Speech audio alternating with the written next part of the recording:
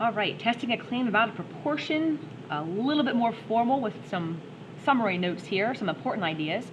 So first, we do need to check a couple of conditions. One, was the sample randomly selected from the population? If not, we can't really proceed comfortably because that sample might not truly represent the population it came from. Two, can we use normal? Well, does it meet the large counts condition? So to meet the large counts condition, sample size n times the proportion we assume from the null hypothesis, that's the value that goes in for p, and then sample size n times the complement 1 minus p. Make sure that each count is at least 10. If it is, we know a normal distribution will model the sampling distribution of sample proportions for that particular scenario. Okay, so now that we know it's safe to proceed, how do we calculate the p-value? We first need to get what is called a test statistic. Now, to get our test statistic, we want to figure out how or what the z-score is for our sample percent, assuming that the null hypothesis is true. So how far away, how many standard deviations away from our assumed center is that sample percentage? So our p-hat value minus the proportion that we assume from the null hypothesis, divide by the standard deviation of the sampling distribution, which would be our square root of p times 1 minus p over n. That gives us a z-score.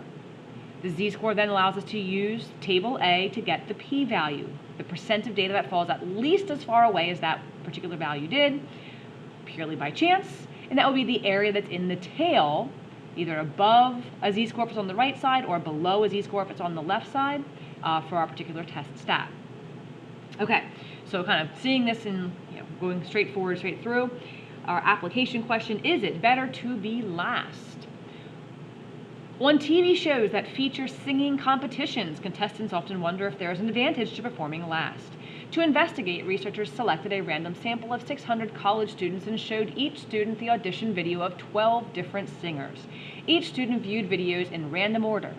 We would expect approximately 1/12 of the students to prefer the last singer seen, assuming order doesn't matter, so that each singer gets a 1/12 chance of being selected because there's 12 singers.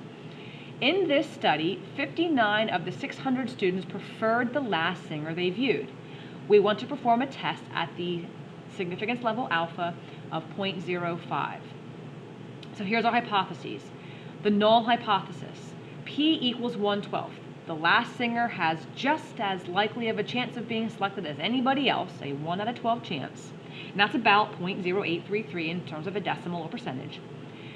We're thinking that maybe that they have a better than 1/12 probability, so our alternative is that p is greater than 1/12. The last singer has a better than 1/12 shot.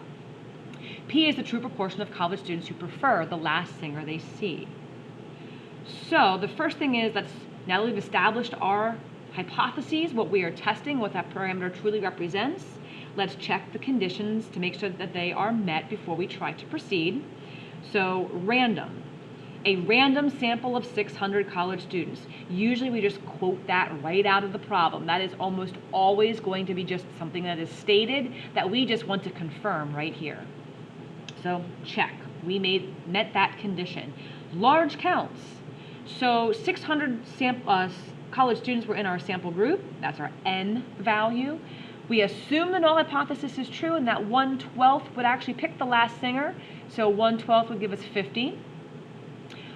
That's over 10. Not picking the last singer would be 1 minus 1/12 or 11/12, and that's 550. Notice these two add up to our total sample group. Both are at least 10, so a normal distribution will model the sampling distribution of samples of size 600 taken from and going through the same kind of scenario. So calculate the test statistic, the standardized test stat, aka the z-score. Well, first things first. We obtained a sample that had 59 out of the 600. That is a 9 there, by the way. 59 out of the 600 chose the last singer. That is a 0.0983, a almost 10% chance of for that particular sample. Well, that is a little bit bigger than what we would have thought, but is it bigger enough to have occurred by anything other than pure chance? That's where our z-score comes in. That gives us our test stat, or our sample percentage, minus what we assume to be true from the null, divide by the standard deviation of the sampling distribution. So we take our assumed null percentage times 1 minus our assumed null percentage, that's 0.0833, divide by 600, square root that.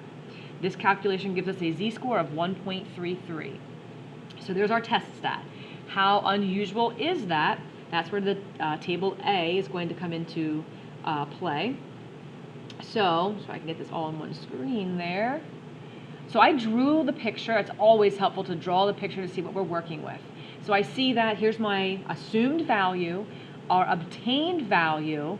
The probability that we obtain something at least as extreme is my shaded area. The z-score for that cutoff was 1.33 as we calculated here. So to get the p-value, I go to the table, locate my z-score.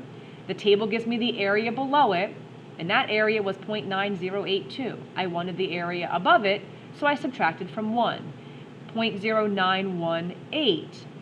So that's my p-value. Assuming, as I interpret this, assuming the final singer has a 1/12th chance of being chosen, there is a 9.18% probability that 59 or more out of 600 choose him purely by chance. If you need to pause the video to copy that, feel free, but that's interpreting what the p-value means. There's a 9.18% chance of getting at least as unusual as we did if the truth is still 1/12, purely by chance. What conclusion should we make? Well, let's get that all on one screen. Since the p-value, 0.0918, is greater than our significance level of 0.05, that was what we were testing at, we fail to reject the null. We do not have convincing evidence that the final singer has any better chance than 1/12 of being chosen. It just wasn't unusual enough to have this result by anything other than chance alone.